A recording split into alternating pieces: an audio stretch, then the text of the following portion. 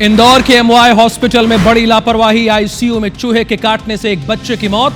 Dean ने nurse को किया निलंबित, 5 डॉक्टर्स की टीम करेगी मामले की जांच। भाजपा विधायक संजय पाठक फिर सुर्खियों में, अवैध खनन मामले में हाई कोर्ट के जस्टिस विशाल मिश्रा को किया फोन। हाई कोर्ट के जस्टिस विशाल मिश्रा ने फोन कॉल का उल्लेख कर खुद को सुनवाई से अलग किया।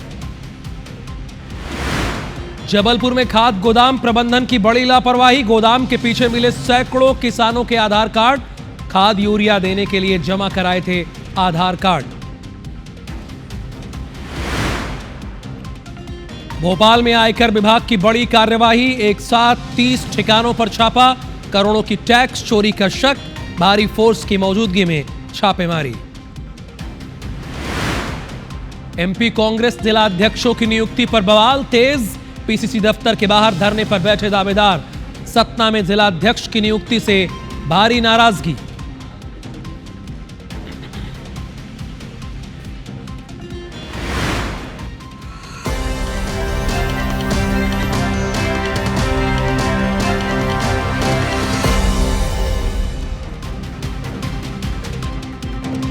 नमस्कार, पावर प्राइम में वक्त हो गया है मेरा मध्य प्रदेश का। मेरा नाम राहुल सौमित्र है। मध्य प्रदेश के सबसे अमीर विधायक संजय पाठक एक बार फिर से चर्चा में हैं।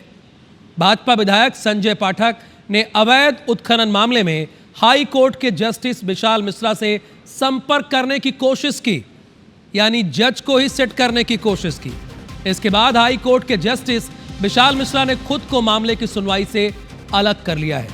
जज ने बाकायदा ऑर्डर जारी किया जिसमें फोन कॉल का उल्लेख करके खुद को सुनवाई से अलग कर लिया।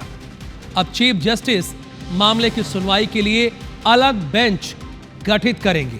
यह हमारी न्यायपालिका की शुचिता ही है। हाई कोर्ट के इतिहास में यह पहली मर्तबा है कि जब किसी विधायक के हस्तक्षेप की बात हाई कोर्ट ऑर्डर में दर्ज की गई है।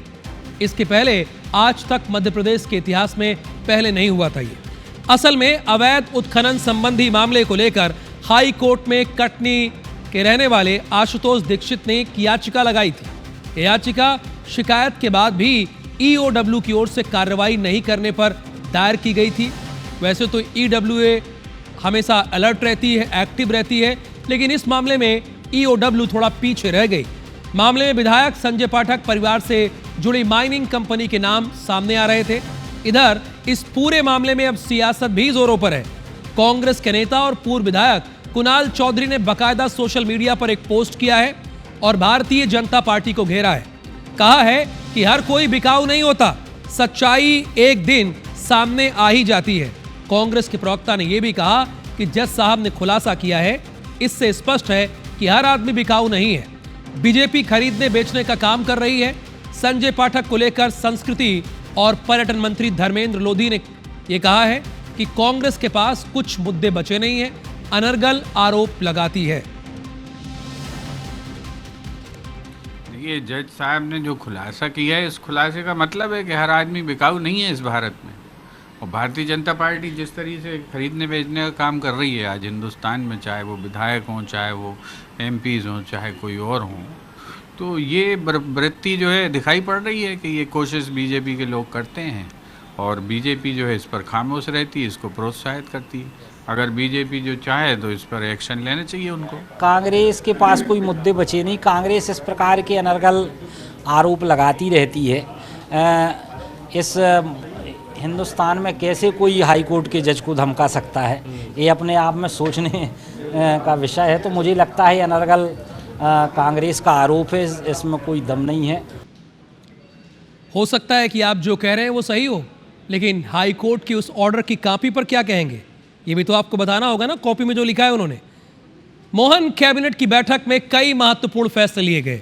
सबसे बड़ा फैसला रहा है नल जल योजना से जुड़ा हुआ है, जिसमें तय हुआ है कि अब 8,358 अधूरी नल जल योजनाओं को पूरा करने के लिए करीब 9,000 करोड़ से ज्यादा खर्च किए जाएंगे। कितनी? 9,000 करोड़ से ज्यादा। और 8,358 अधूरी नल जल योजना को पूरा किया जाएगा। बहुत बड़ा ये फैसला है। ये भी जानकारी मिली है कि मध्य प्रदेश में जल जीवन मिशन के अधूरे कामों के लिए केंद्र सरकार ने फंड देने से मना कर दिया है।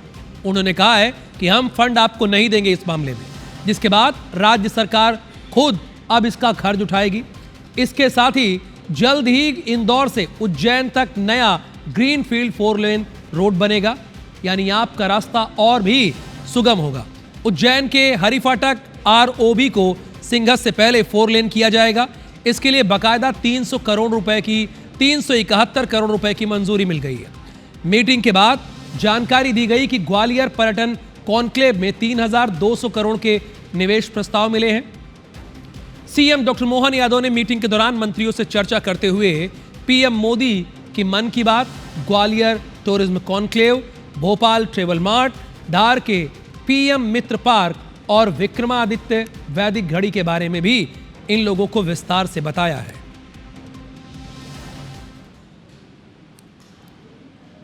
हमारे केंद्रीय मंत्री श्री गिरिराज किशोर जी टेक्सटाइल मिनिस्टर हैं, उनके साथ एक रोड शो होगा और उसमें सभी टेक्सटाइल उद्योग के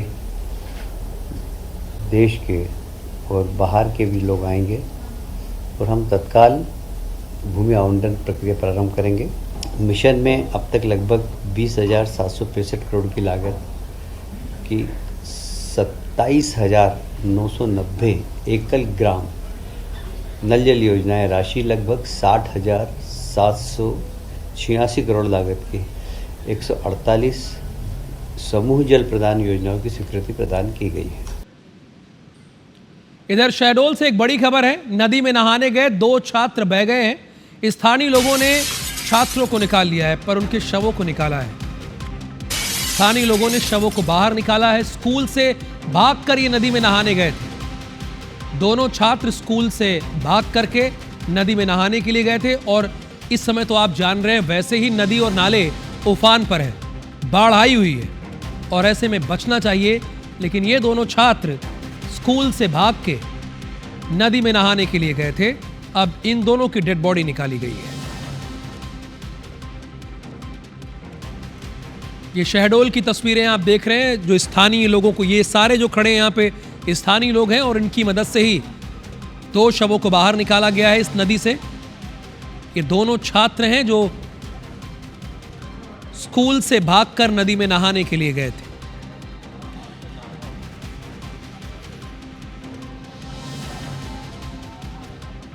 बहरहाल दोनों को निकाल लिया गया, दोनों की डेड बॉडी को, और इनके घर वालों को बता दिया गया है।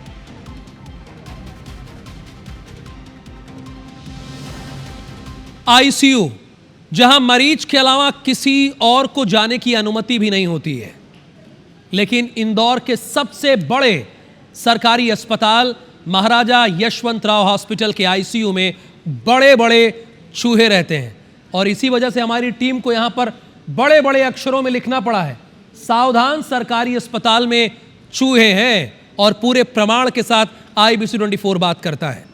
और इन्हीं चूहों के काटने से एक बच्चे की जान चली जाती है और बेखबर अस्पताल प्रबंधन को लगता है कि बच्चों को इन्फेक्शन हुआ था। यानी इन्हें यह भी पता नहीं कि इनकी आईसीयू में बड़े बड़े चूहे हैं जिसके काटने से एक बच्चे की जान चली जाती है। एक रिपोर्ट दिखाते हैं जो इसी पर आधारित है।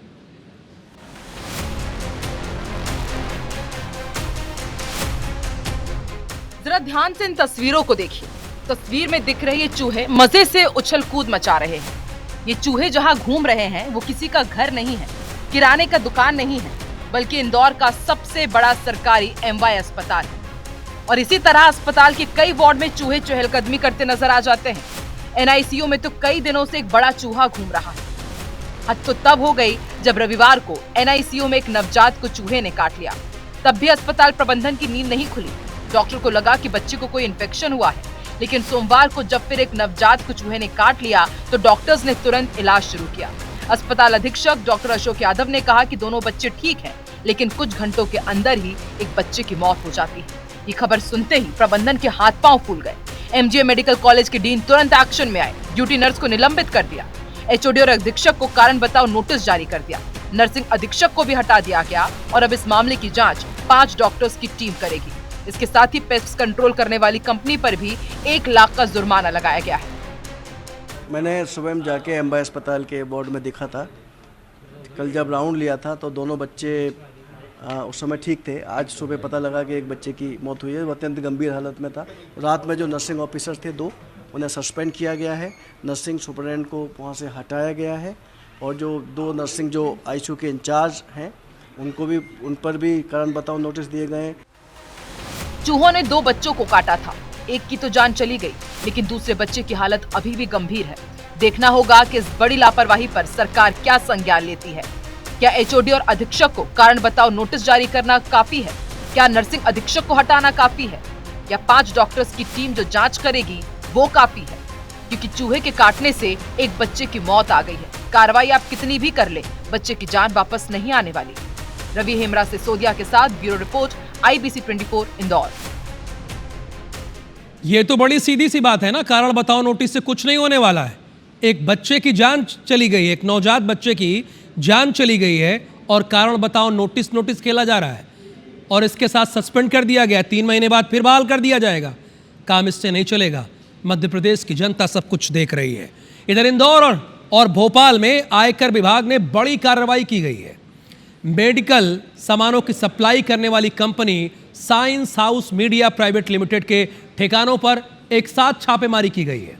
हमारी टीम ने छापेमारी की एक्सक्लूसिव तस्वीरें अपने कैमरे में कैप्चर की है और एक रिपोर्ट आपको दिखाते हैं जो IT टीम की रेड पर आधारित है।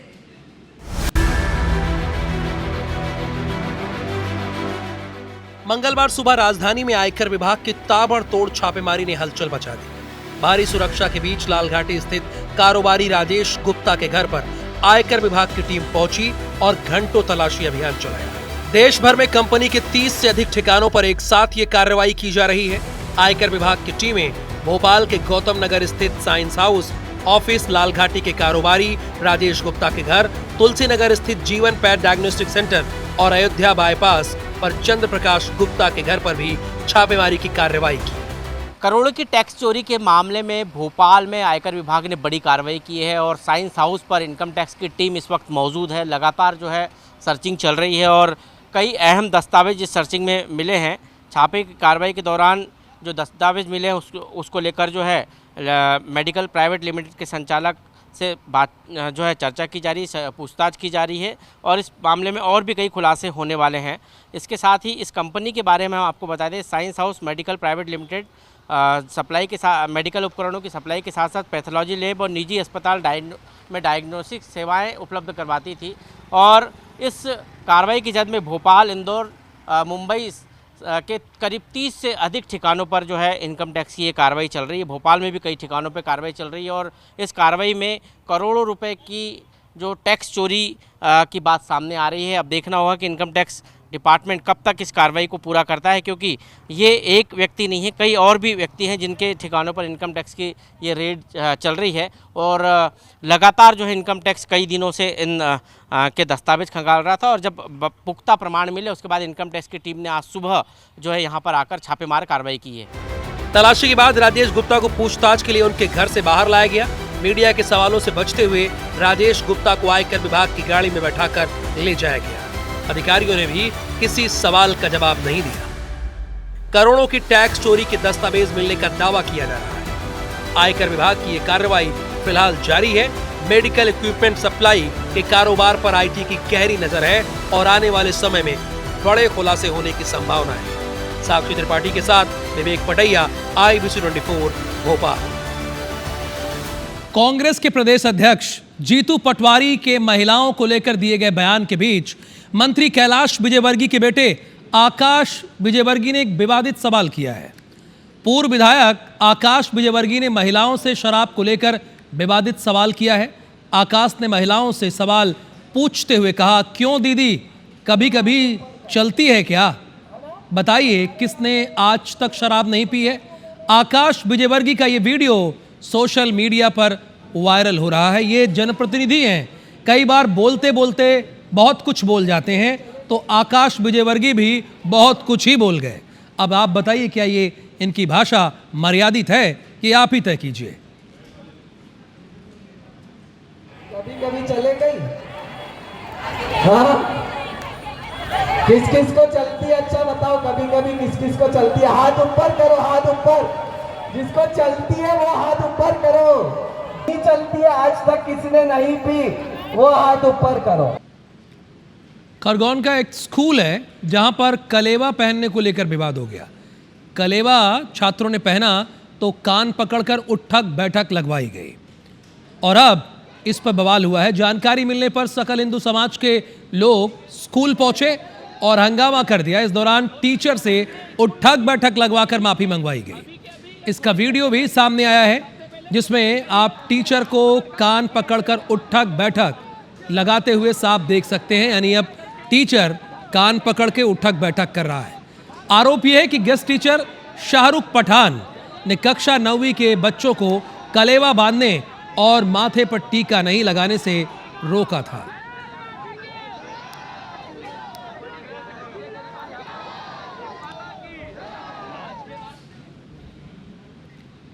अगर आप अपने मन में ये इच्छा लिए हैं कि महाकालेश्वर के गर्भगृह में जाऊंगा और महाकाल के दर्शन करूंगा, तो ये खबर आपको जरूर देखनी चाहिए।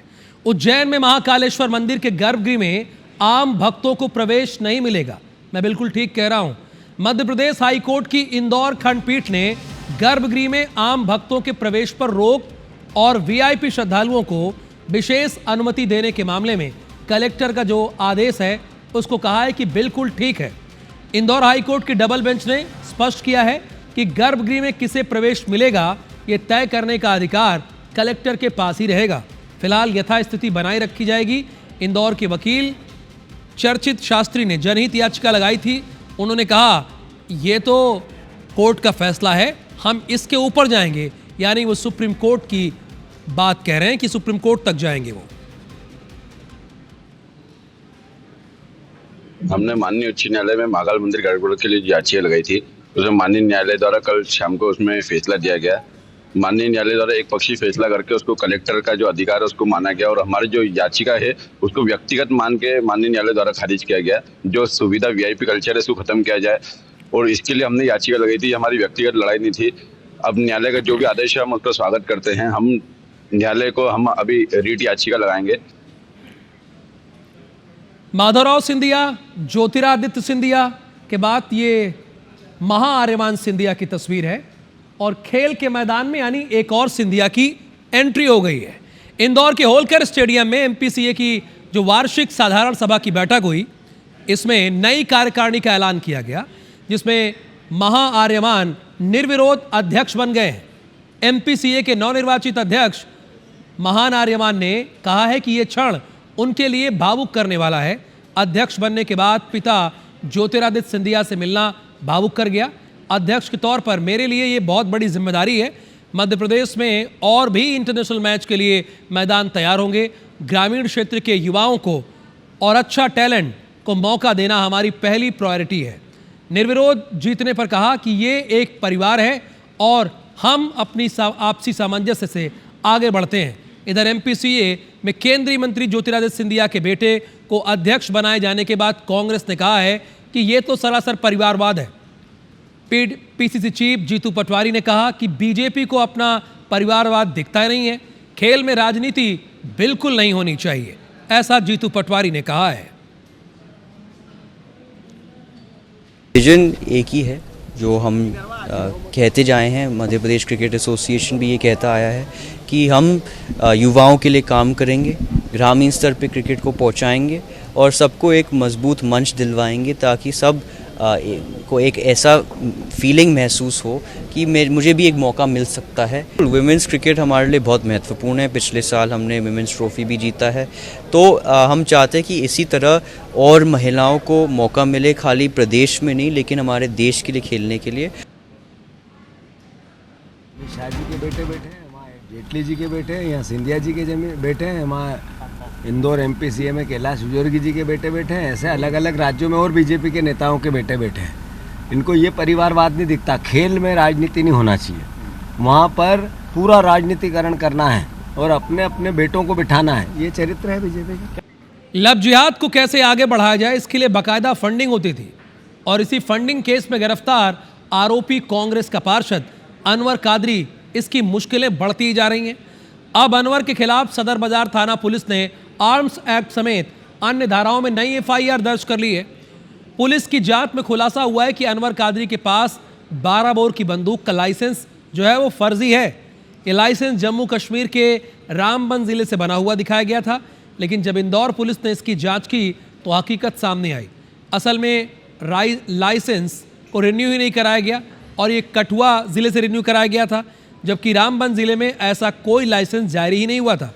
जांच में ये भी सामने आया कि लाइसेंस का UID नंबर जो होता है वो फर्जी है।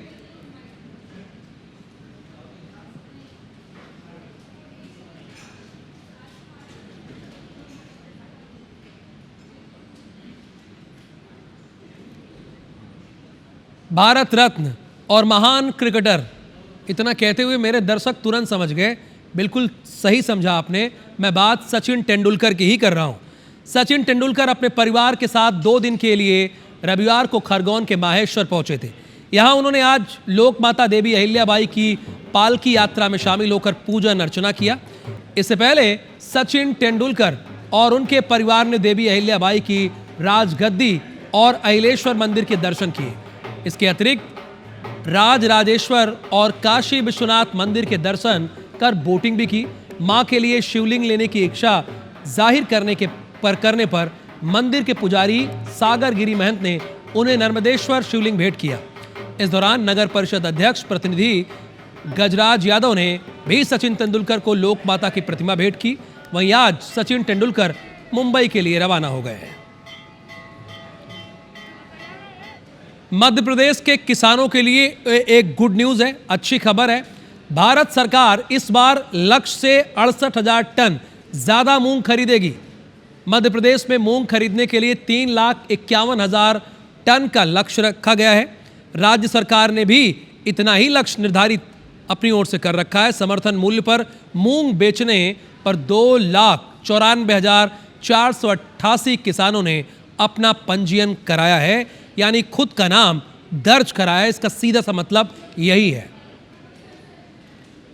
मेरा मध्य प्रदेश के बाद तो आप जानते हैं, अब बारी हमर गोट की है, तो रचना नितेश इस कारवां को आगे बढ़ाएंगे।